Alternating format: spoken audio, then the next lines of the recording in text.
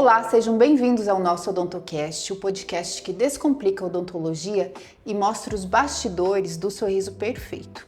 Eu sou a doutora Thaís e hoje nós vamos conversar sobre precificação da clínica odontológica. E para conversar comigo a respeito do assunto, eu trouxe uma pessoa que trabalha comigo há anos dentro da clínica, a nossa querida Maria Cassol, que é administradora da clínica Elodonto. Tudo bem, Maria? Tudo bem, doutora. Obrigada pelo convite. Oi, pessoal, tudo bem? E faz tempo que a gente trabalha com precificação, desde que eu entrei na clínica. Acredito que a gente já iniciou com a precificação em si, né? A questão de como trabalhar ela veio zerada pra gente. Então, desde os primeiros... como montar ela, a gente sofreu bastante, né? Sim, porque nós tivemos, o nosso início foi errando muito e procurando vários acertos. Então a gente está falando de repetir o processo várias e várias vezes e os ajustes são trimestrais.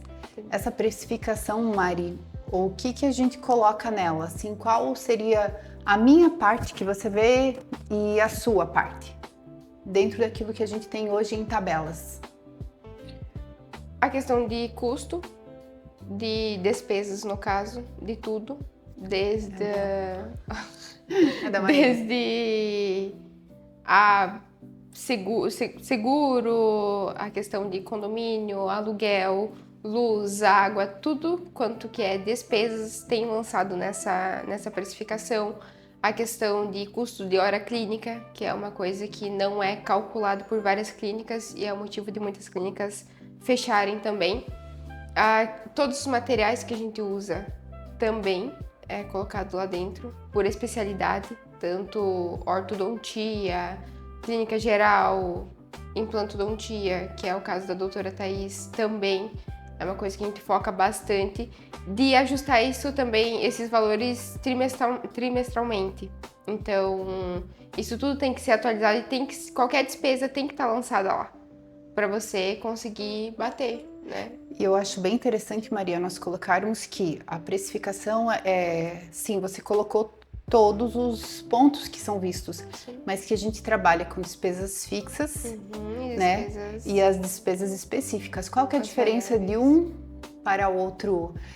O que você conta como despesa fixa e o que seriam despesas específicas na composição do valor final de um procedimento? As despesas fixas que a gente tem seriam a questão de protético, que para nós, vamos supor, de procedimentos grandes, que é o que a gente trabalha bastante. Protético, algum material implante, cirurgia, nessa questão que a doutora se refere. Eu acho que a gente teria assim como despesas fixas, que entra aluguel, condomínio, folha de pagamento. De procedimento ou de geral? Impostos a gente também tem como despesas fixas, né? Isso aí. Despesas com alvará, despesas com condomínio, luz, água, GPS, materiais básicos porque também. Não são, quando a gente trabalha com materiais específicos, é aquele que vai ser pro procedimento, né? Que aí dentro da tabela a gente vai puxar, vamos fazer um implante, então a gente vai considerar o quê? O custo do parafuso do implante, custo da coroa, do enxerto. Isso aí que a gente contabiliza como sendo despesas fixas, né? A dental também é uma coisa que a gente contabiliza como sendo algo fixo. Por quê? Porque a gente trabalha de uma forma de que a gente consiga, por exemplo, fazer uma compra no mês, que é uma forma de a gente tentar controlar isso também. E dizer, não, a gente tem isso para gastar, então, trabalhando em cima disso, de uma despesa fixa da dental, a gente já consegue ter uma noção de que nosso preço tá certo, não tá certo. Então, isso a gente consegue ir controlando. O nosso preço ele não é gerado simplesmente porque a doutora Thaís é a cirurgiã dentista. Não.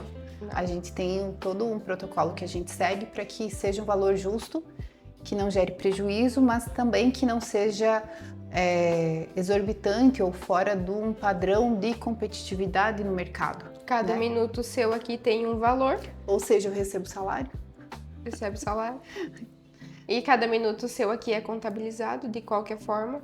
A clínica é sua teoricamente, mas a gente contabiliza isso para dar porque o certo é você tirar um salário, né?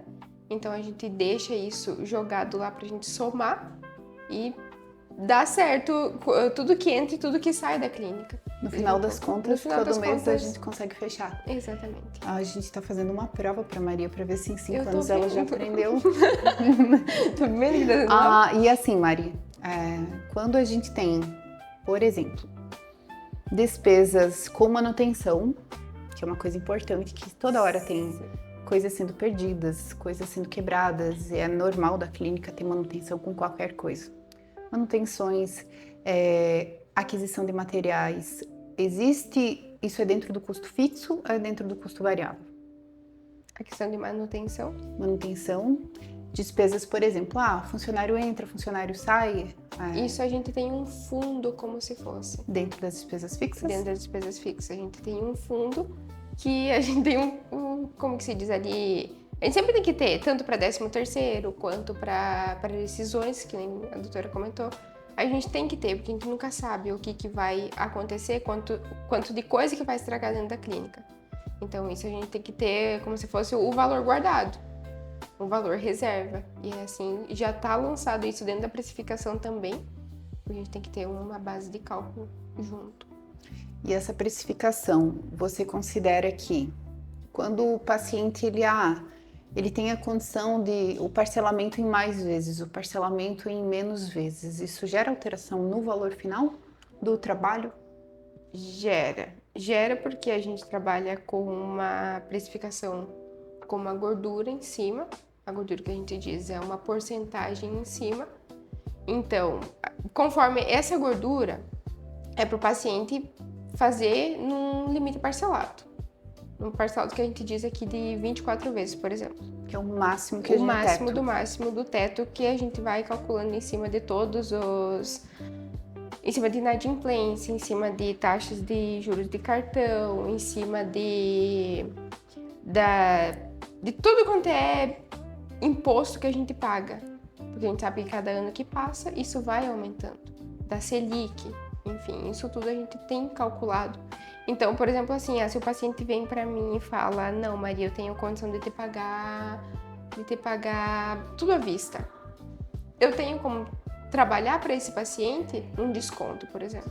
Isso já está tabelado. Isso já está tabelado. Ele não vai chegar para mim e falar, não, Maria, deu tanto procedimento, eu tenho tanto para te dar, vamos fechar nesse valor. Não, isso não. Eu vou lá, dentro do sistema, eu calculo quanto que eu posso dar de desconto para ele ainda.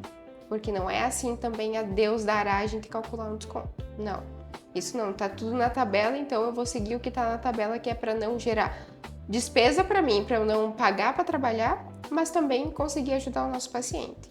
Mas isso tudo em cima de taxas, juros, inadimplência, de tudo que a gente paga aqui dentro. E o nosso maior objetivo hoje, Maria, qual seria? Eu vou tentar propor, né? Manter a clínica saudável, nas questões econômicas, né? Isso. Na questão de pagar fornecedores, pagar nossas responsabilidades como empresa, né? Uhum. Pagar os dentistas, não somente fornecedores, mas também o pessoal que trabalha com a gente, né? Quem está aqui dentro batalhando todo santo dia. E isso você considera que é muito comum, que é algo que você observa que é realizado pelas outras clínicas, ou você acha que é algo muito restrito ainda, que não é uma ideia muito assumida, que não é visto ainda por muitos dos dentistas que você vê por aí, às vezes em publicações, até, enfim, na região, em outros dentistas. Trabalhar com estratégia? Trabalhar com estratégia da forma que a gente trabalha, muita pouca gente que trabalha. Com precificação principalmente, é uma coisa que a gente não vê. Ninguém. Então, dos cursos que a gente faz fora, que também não vamos vir administrado nada, né? Então, dos cursos que a gente vê fora, do pessoal que tem clínica, realmente a gente não sabe como que dura. Porque são clínicas que estão há muito tempo no mercado e que não tem uma precificação feita, não sabe como dar um desconto, não sabe como calcular, não sabe quanto cobrar.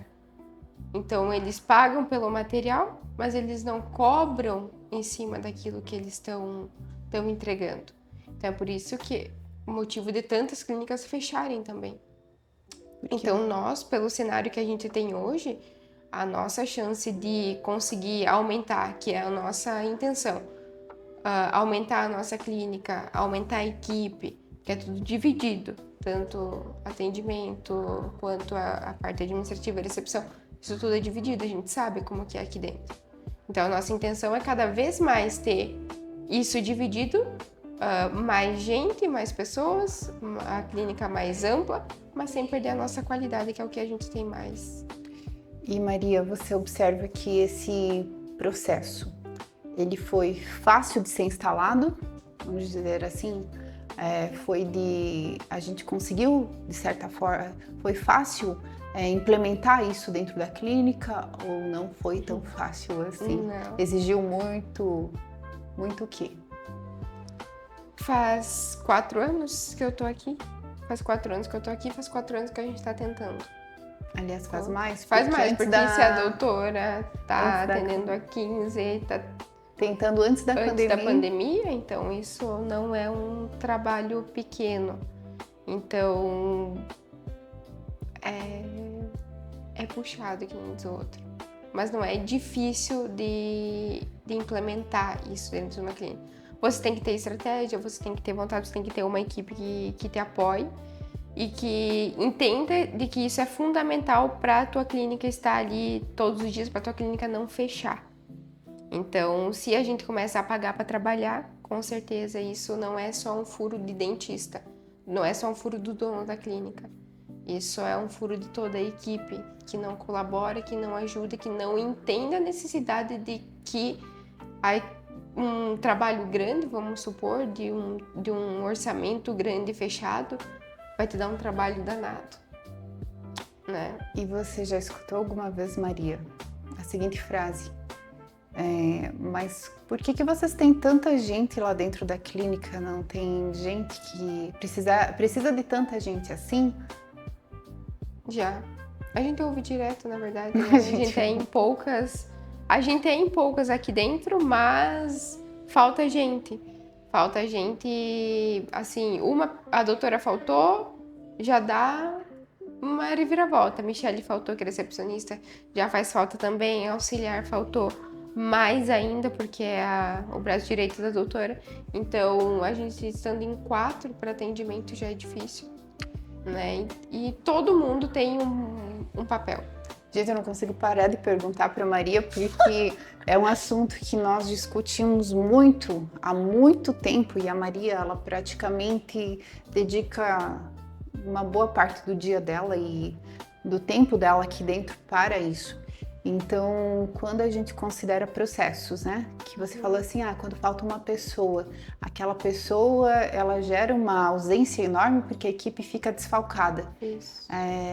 Existe uma importância dos processos dentro da clínica, de cada pessoa saber o que tem que fazer aqui dentro? Existe essa divisão bem evidente e bem clara para quem chega recém-contratado ou para quem já está aqui? Isso é uma coisa bem,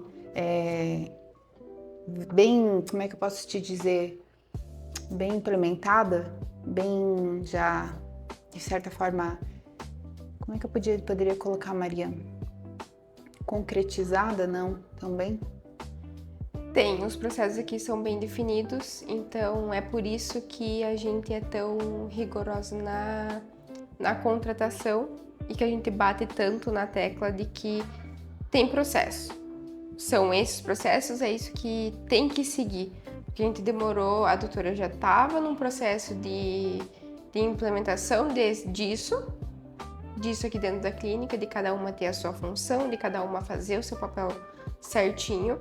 Então, tem processos aqui e a gente tem que seguir. Eu tenho o meu dever, a auxiliar tem a dela. De uma coisa errada que faz lá na parte de estoque, por exemplo, vai me dar um desfalque na hora de eu fazer uma compra que interfere na nossa precificação, que interfere no nosso valor. Eu tenho um valor fixo de dental por mês, então se a nossa auxiliar não cuidar tanto de uso de material quanto de quanto que eu posso comprar disso, tudo isso vai interferir. Isso vai interferir. Se a gente deixar isso por meses acontecendo, vai dar problema para nós. Vai dar problema para nós. Isso a gente tem claramente concretizado na nossa cabeça. Só que o que a gente percebe também é que é muito difícil das pessoas entenderem de que tem um passo a passo. Que não foi de que tem... a doutora não Thaís é de hoje. que... a doutora Thaís determinou que o guardanapo tem que ficar em tal lugar. Não. A clínica exige que o guardanapo fique em tal lugar, porque todas as meninas, toda a equipe sabe que aquele guardanapo fica. Tá, e os doutores também sabem que o guardanapo ele tem o paciente sabe que fica ali. Isso. A gente tem um processo até mesmo de atendimento. Muito a gente já tem um processo de a gente vai lá dar o bochecho, a gente vai lá e coloca o babador, a gente vai lá e coloca o óculos. A gente deixar de colocar o óculos, o nosso paciente pergunta o porquê que a gente não colocou o óculos. Ou ele nos avisa que o doutor... exatamente. Então, isso tudo é muito bem definido. É importante que as clínicas tenham definido isso. Não vai espantar nenhum funcionário, né? Se fosse o caso, eu não estaria aqui há 4 anos, a Michelle não estaria aqui há 3 também. E é muito importante a gente ser rígido na questão de que não, a nossa clínica tem um processo. Você tem que seguir esse processo. E aí, Maria, considerando todo esse cenário, essas implementações, você observa, nesse período de 4 a 5 anos que você está aqui, mudanças dentro da clínica ou não?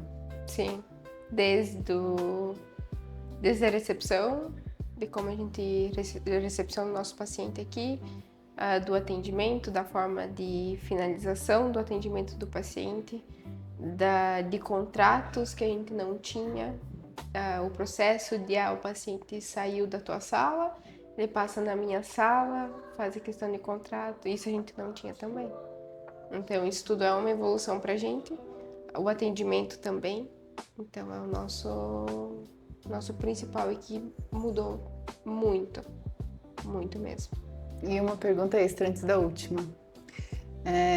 O que você... É claro para ti a noção do futuro da clínica que você observa para nós no futuro? O que seria palpável para a gente? Como as conquistas materiais para a expansão? Em que sentido que a doutora disse? Que hoje a gente já sabe que a gente já está num espaço diminuído. Pequeno, isso. Ampliar nossa estrutura é um dos nossos principais sonhos, a gente pode dizer que o nosso maior foco agora é realmente aumentar faturamento, aumentar tudo, em todos os sentidos a gente quer aumentar, mas continuar com o principal de que é entregando para o nosso paciente a qualidade do atendimento, sem perder isso. Isso seria a base da nossa cultura, né, Maria? Cultura. Que a nossa cultura é... o atendimento especializado, que a gente diz. Cuidar de pessoas. Cuidar né? de pessoas. Porque o que a gente vê é pessoas vendendo por vender, pessoas fazendo qualquer coisa e é o nosso paciente, é a boca do nosso paciente, é algo muito delicado para nós. Para nós, aqui da Elodonto, é a boca do nosso paciente. Mas para outras clínicas pode não ser, pelo que a gente recebe aqui, né? Não é muito claro para eles de que eles estão mexendo com quem sabe um trauma, uma vida de uma criança lá de trás, que eles estão tentando resolver agora. Isso vai mudar completamente a vida dele. Uma confiança.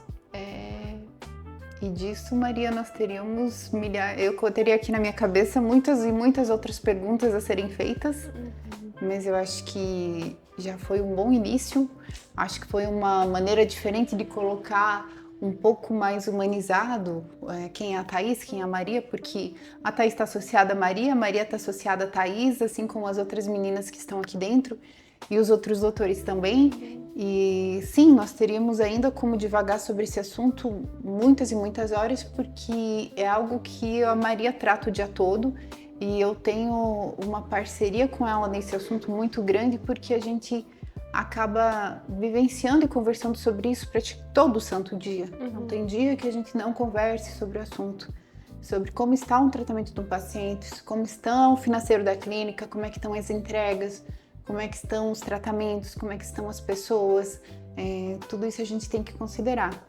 Mas eu te agradeço, Maria, porque eu sei que exigiu de você um pouco de... Eu sei que você é tímida, então exigiu de você estar aqui, mas eu fico muito grata por sentir assim, poxa, isso é um apoio enorme. Você estar aqui quer dizer que você não está só me apoiando, você está apoiando a clínica, né? Aquela questão que eu sempre digo, que eu só sou mais uma aqui na base, né? Que a clínica é muito maior do que a gente. Isso aí. E sempre a gente está lutando pelo bem maior, né? Que são pelos nossos pacientes e pela estrutura que representa aquilo que a gente defende, que é a clínica, né? Eu que Então, agradeço. muito obrigada. Eu que agradeço. E que a gente volte a conversar sobre isso várias e várias vezes ainda. Então, se for do interesse do pessoal, nós vamos estar gravando com mais facilidade ainda novos vídeos, sejam para dentistas, para pessoal pacientes que estão assistindo, vendo pelo Instagram, pelo Facebook, pelas redes sociais. É um conteúdo que mostra um pouco de como é que funciona a nossa clínica no dia a dia e também acaba, querendo ou não, ajudando outros profissionais da área também, seja de odontologia, enfim, clínicas em geral. Porque quando eu comecei a clínica, eu era sozinha, não tinha ninguém que me ajudasse e eu vi que as coisas foram mudando e a gente teve que ir organizando a coisa, porque senão hoje eu não estaria com essa clínica aberta. Então eu dependo de pessoas. E é isso. Muito obrigada a todos. Continuem a nos seguir nas redes sociais e esperem os novos episódios que virão e com mais qualidade e mais conteúdo ainda.